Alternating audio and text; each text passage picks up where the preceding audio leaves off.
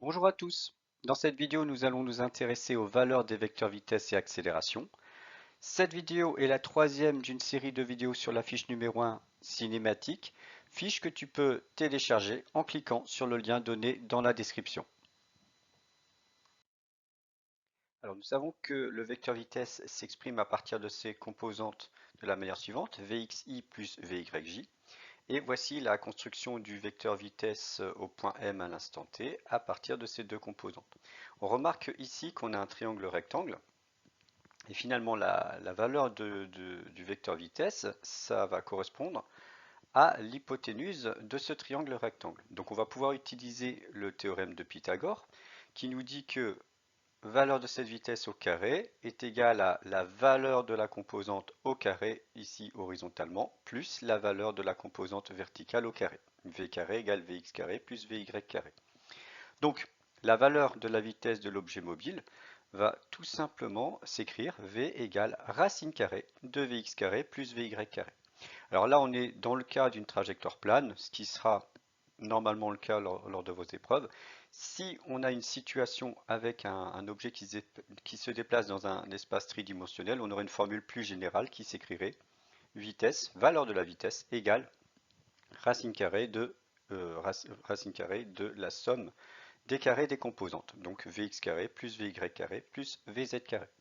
Alors ce raisonnement, on peut également le faire pour la valeur de l'accélération. Et finalement, la valeur de l'accélération d'un objet mobile va s'écrire de la même manière. Donc racine carrée de la somme des carrés des composantes. Donc pour un objet qui se déplace dans un espace en deux dimensions, racine carrée de ax carré plus ay carré. Et pour un espace tridimensionnel, racine carrée de la somme des carrés des trois composantes, ax carré plus ay carré plus az carré. Donc voilà pour la démonstration finalement qui s'appuie simplement sur le théorème de Pythagore. Ce que je te propose maintenant, c'est de faire un exercice. Exercice en fait qui est la suite de l'exercice du lancer de balle qui a déjà été traité auparavant. Donc si tu n'as pas regardé cet exercice, je t'invite à cliquer sur le lien qui apparaît pour regarder déjà les premières questions de cet exercice. Et nous, on va traiter la suite. Donc on va simplement calculer les valeurs de la vitesse et de l'accélération. Suite de l'exercice 2. Ici, il s'agira de calculer les valeurs des vecteurs vitesse et accélération. J'ai rappelé ce qu'on avait trouvé à l'exercice 2.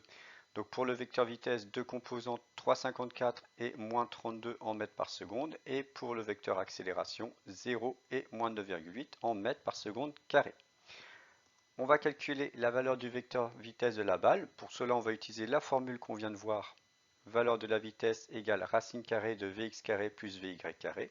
Si on remplace par les composantes, les valeurs des composantes, on obtiendra donc racine carrée de 3,54 carré plus moins 32 au carré. Et on obtient 4,85 mètres par seconde. Alors vous pouvez vérifier cette valeur sur le graphique.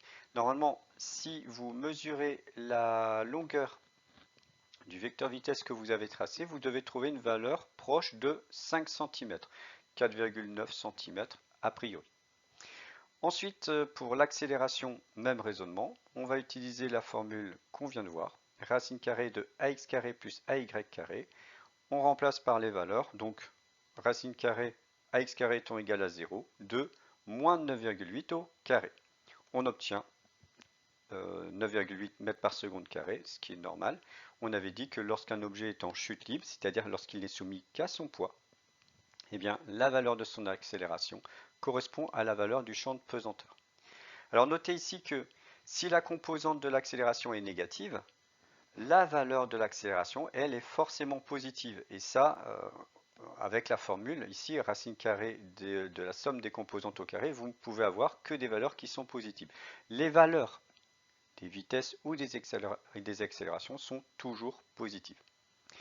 Voilà pour cette troisième vidéo de la fiche numéro 1 de cinématique. Je vous souhaite à tous bon travail et à bientôt.